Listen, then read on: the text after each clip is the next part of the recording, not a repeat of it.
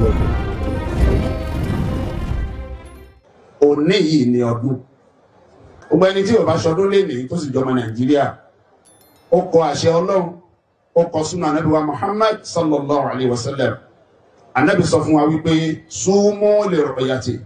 Ànábì ní ẹ bẹ̀rẹ̀ àwẹ̀ nígbà tẹ́ bá ti gbọ́ pé wọ́n róṣù. Wà áfìrú lè rọ̀yàtì. Bẹ́ẹ̀ bá tún ti gbọ́ pé wọ́n róṣù, ẹ túnu ẹ ṣọdún.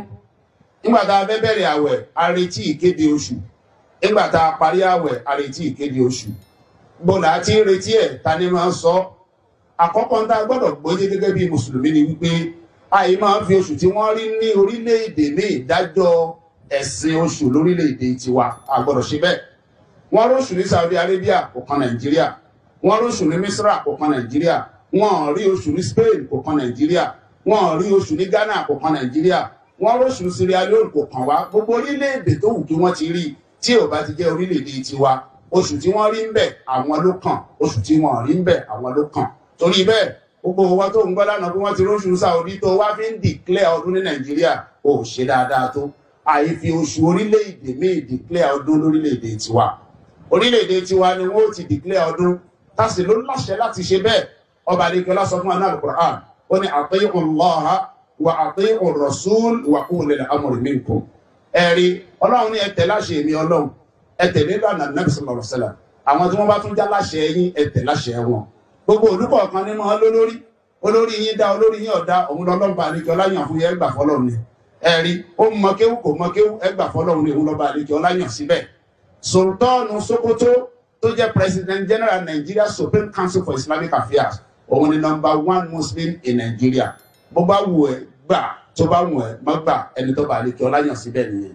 Ẹni yẹn ló ní àṣẹ láti sọ fún wa pé wọ́n rí oṣù tàbí wọn ò róṣù. Kódà báwa bá rí oṣù lọ́dọ̀ tiwa a ní ìkápá kákéde gbogbo oṣù tá a bá rí a sọ fún channel ẹ̀ títí tí ó fi dé ọ̀dọ̀ Sultan. Báwa bá gbàgbé àwa náà ti róṣù rí l'Ógbómọ̀ṣọ́ èmi fúnra mi rí fúnra ara mi báyìí.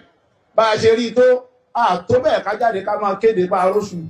Lóòótọ́ a rí a lè bẹ̀rẹ̀ àwẹ̀ ṣùgbọ́n a gbọ́dọ̀ kéde torí pé àṣẹ ká kéde ò sí lọ́dọ̀ Ìmámù Ògbómọ̀ṣọ́.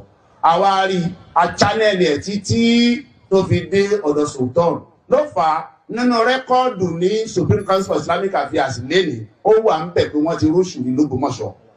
Ó wà ń bẹ̀ ṣùgbọ́n tóun ti gbá páàrí l'Ógbómọ̀ṣọ́ yẹn ẹnìkankan ò tó bẹ́ẹ̀ l'Ógbómọ̀ṣọ́ kó kéde torí pé ká kéde ẹ̀ ò sí lọ́dọ̀ wa. Nígbà tó débi tó yẹ kó dé wọ́n gbà káàkiri láwọn bòmíì wọ́n wá kéde bá a ti ṣe nìyẹn. Náà ọdún tá à ń ṣe lónìí Sultan ló kéde lánàá pé wọ́n ti rí oṣù ní Nàìjíríà. Gbogbo ẹni tí ò bá wá ṣọdún lénìí ní Nàìjíríà olùkọ́ àṣẹ tọ́lọ́run ni, aláìgbọràn sánàbì lẹ́nu ni, ẹni tó ń kọ àṣẹ olórí ni torí ipò lórí wa ti pàṣẹ a sì gbọdọ̀ gbà. Alákọ̀ọ́kọ́ ni. Ẹlẹ́ẹ̀kejì èèwọ̀ ni nínú ẹ̀sìn wa. Gbogbo ẹni tó bá sọ fún ẹgbẹ́ kì í ṣe wọ̀ ó ń tàn ẹni ẹ̀sìn mọ̀ pé mi ò ní tàn yín. Èèwọ̀ ni nínú ẹ̀sìn wa kéèyàn gbàwẹ̀ ẹjọ́ ọdún. Èní yìí lọ́dún kì í ṣejọ́ àwẹ̀ kì í ṣejọ́ tá a máa jẹ sàárì kì í ṣejọ́ tá a máa ń ṣe ìfitọ́rù. Ọjọ́ tá a máa jẹun ni ọjọ́ dùnú ni kì í ṣe ọjọ́ ààwẹ̀. Gbogbo owó tó o bá gbà pé o ò sọdún lónìí mọ̀ pé òṣìṣẹ́ náà ni o. Ìwọ tó o bá gbàwẹ̀ lénìí òṣìṣẹ́ náà wọn bá lè kí ọlá ni o. Ẹ̀yin tẹ́ bá rí bẹ́ẹ̀ lọ túnú o ẹ lọ jẹun ẹ jẹun kẹ́yìn náà ṣọdún. Lẹ́yìn náà kò sí yídì kankan ní Nàìjíríà lọ́la.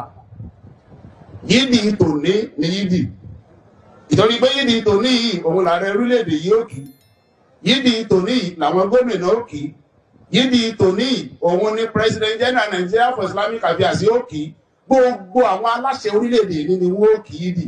Ìtumọ̀ ẹ̀ ní pé gbogbo àwọn tí wọ́n bá kí yídì lọ́la ẹbí wọn léèrè pé ta láláṣẹ tiwọn ta lọ̀gá wọn ta wọ́n tẹ̀lé. Wọ́n yìí sọ pé máa ń la wàlíyà láwù fàṣẹ̀tọ́nù wàlíyùhù. Gbogbo ẹni tí ò bá ti gba aṣáájú láṣáájú tí ò bá ti tẹ̀lé aṣáájú ẹ̀ àṣetáàlì ní ń tẹ̀lé. Sòtórí bẹ́ẹ̀ àrùn gbogbo àwa tá a bá jẹ́ mùsùlùmí ẹ jẹ́ á padà kúrò níbi tí ọ̀dà a lọ ṣọdún lónìí. Ọba àdìkẹ́lá máṣe àdúró tiwa. Lẹ́yìn náà